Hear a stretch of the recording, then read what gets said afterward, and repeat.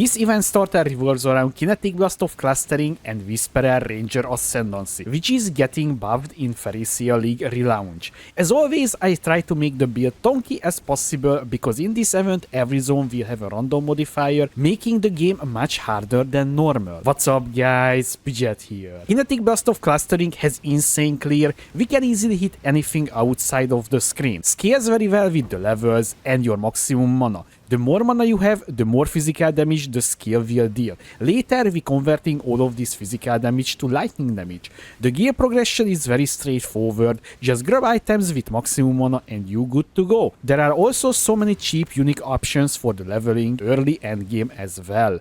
The single target is decent, nothing crazy till you getting better gear. The visual clarity of this build is almost non-existent, especially if you have an MTX for this skill. If you want to push further the damage, you need to Indigon, which will be very expensive in this league. Although this is not needed to play the game, just only if you want to do super juice content. The build is pretty tonky even in league starter settings, thanks to our high mana pool and mind over matter and the Whisperer don't panic yet Ascendancy notable. All the physical damage that we would take goes Agnist or mana first. And because we can reach 6k plus mana, even with league starter gear, we basically immortal Agnist physical damage. The recovery is also very important. We have mana and life leech as well, so even if we getting hit by something, we can recover very easily. We have around 60% away chance as well, which is pretty solid, but again, keep in mind this is with league starter gear, so you will have much better numbers later on. As always, I'm including for my build a leveling progression as well, such as like the tree progression as you can see here, what the first lap, second lap, third lap, and so on till you reaching the final tree. And this is also applies to the gems as well, from level 1 to the final gem section. Although we can this time talk about a little bit the unique items for leveling as well, because this build can have very nice leveling items, although it's not necessary by any mean. And that is the first one, I want to say the Storm Prison. If you're getting a Storm Prison, it will be a very solid and strong, and this will carry you till almost maps, and you will not even changing this one out till then. And also later on you can have a Piscator Vigil unique wand as well, that is you know, pretty cheap as well, and also grants you a pretty nice damage boost as you can see here as well. And also we can use the Mind of the Conceal from level 57, because this will be also pretty cheap, because this is a very common unique item I feel like, and it's pretty easily to obtain from other players, or maybe you getting by while you leveling. And yes, I know there is fullborn unique items as well, and the fullborn Kikazoru is also pretty damn nice, even you know, later in the game. As you can see here, it's also giving me like 10% more damage, but I not put in the POB like on my character. Actually, I just showing this to you because this will be maybe a little bit more expensive at the start, because many people will play the Mana Stacker no matter what, right? So it will be a very expensive, very useful item as well. So as always, I'm aiming for my build to able to handle all of the, you know, the early stuff, such as like the 4 stone progression as well. And don't worry, I feel like these damage numbers that you see here will be more than enough to take down Maven and Uber Elder. Before you saying this is looks like low damage, right? So 800k, it's not really revolutionary or something like that.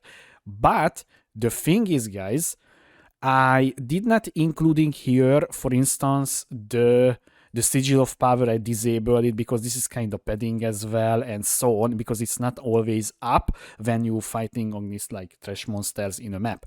And also I'm not even, you know, doing something like shenanigans with the tornado or anything. So I have the spell slinger tornado setup. This will increase your damage significantly, I'm not kidding, because the Kinetic Blast of Clustering will collide with the tornado, and it will hit the explosions, the, you know, from the forking explosions, the main target that you aiming at, because this is how it's interacting. And this is literally, I feel like 3 times or 4 times more your damage, so this is much higher. But you know, it's much better to live here and just that's it, not padding the damage. There is a bugged graft as well that is providing you, for some weird reason, a +1 to your tornado. Normally you can have a 1 tornado maximum, but with that bugged graft you can have 2, so basically you can literally deal even more damage with that if you're getting that 1. Although I'm not really, encouraging this behavior to, abuse something bugged interaction to able to get more damage out of it, because maybe GGG will fix it, we don't know. So this is just a little addition. And also the defensive numbers, guys, as always, very important for me. The defensive number and maximum hits, it's kind of decent. I'm not saying it's insane, especially because this is with Arcane Cloak up, but even if I disabling Arcane Cloak, it's pretty decent. And keep in mind, guys, once again, this is like without any Eldritch implicit, any insane item, as you can see here, because technically speaking you can get easily like a 2.2k evasion and 600 energy shield Sadist Garb at the first day of the league. Later on, like, get the necrotic armor, so you can have much more energy shield and evasion as well. And why I saying evasion is important, because we using Ghost Dance right now, which is, additional recovery to our energy shield, which is helping very big time, because we have, 14k evasion currently, and this will getting scaled later on even further with the better gear, especially when you getting like a double of this evasion on your body armor. That will provide you easily like +5k evasion and so on. So all of the stuff that will you getting later on will scale your defensive as well. So the tree is looks like kind of like these guys, and so the thing is, this will be a little bit deck stacking later on, right? Because of this node, the infinite pursuit. So this will provide you maximum mana per dexterity. So the more dexterity you will have, the more mana you will have. It's simple as that. This is why we're taking here down the utmost swiftness and the mastery. Currently with the league starter gear we have almost 400 dexterity, but this is, very can be boosted later on if you're getting dexterity on every single piece of gear and so on. But I figured this is, at least a realistic number, not like what 1k 1.5k in league starter gear. Come on, man, that is not a league starter gear, right? A bit extra movement speed down there, because I will try to aim with this build, if I starting with that, the speed farming. So little movement speed never hurts, right? So it's very nice to have like 120% movement speed.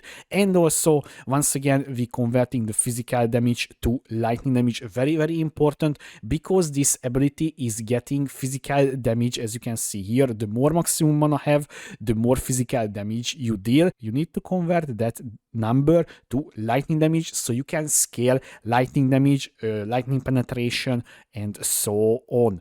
And once again, we have Leech with the 1 mastery. This is, I figure, this is the easiest way to get, for 1 pointer life leech and mana leech. And also we getting additional accuracy rating and also additional projectile, because the more projectile for this skill means the more explosion it will happening, especially because if you combining with the Have You Forgotten projectile attacks fork and also fork additional time, this will give you like weekend fork treatment on your Ascendancy, which is increasing your clear significantly. I'm not kidding. I can't even show you right now how big is this, but trust me, it's insane. And also Mind Over Matter at the end. Once again, Mind Over Matter is very strong, because we can literally leech back our mana very quickly without trouble. And the Ascendancy is Infinite Pursuit with the Don't Panic Yet, which is getting a little buff, right?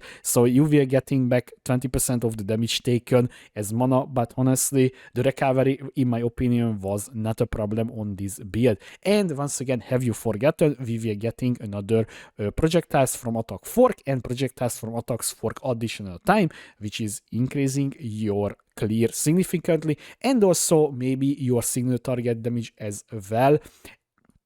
And also there is a more minimum frenzy and power charges. As you can see, 34% more damage currently, which is insane, especially because we can reach almost 100% crit chance even with a very basic wand. I would say this is not even an insane wand, guys, so you can have much better than. And also I enabled the diamond flask because if you don't know this tech, the chance to gain a flash charge when you deal a critical strike. Basically, this has almost 100% uptime on even on single target situations, because this is literally sustaining the flask very easily, because it has like 150 millisecond cooldown. So basically you triggering this one very often, under a second, and you hitting pretty often, right? Because our attack rate is pretty high, and also the explosions is also hitting, the tornado is also hitting, so easily can be sustained. So this is why I enabled, and I not enabled the onslaught and the other flasks as well, because this doesn't have one single percentage uptime, because one time you're using and it's gone. So this was my Whisperer event starter plans, guys, and as you can see, very basic gear and very basic stuff once again, as always, and nothing padding in the PoE, and this is looking very solid for me.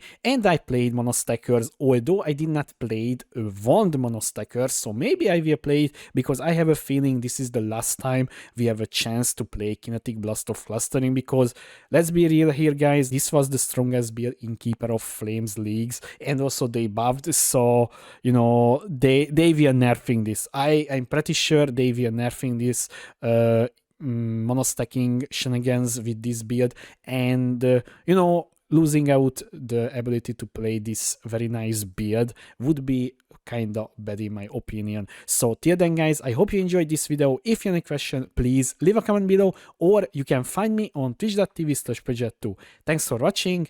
I was Pridget. See you next time.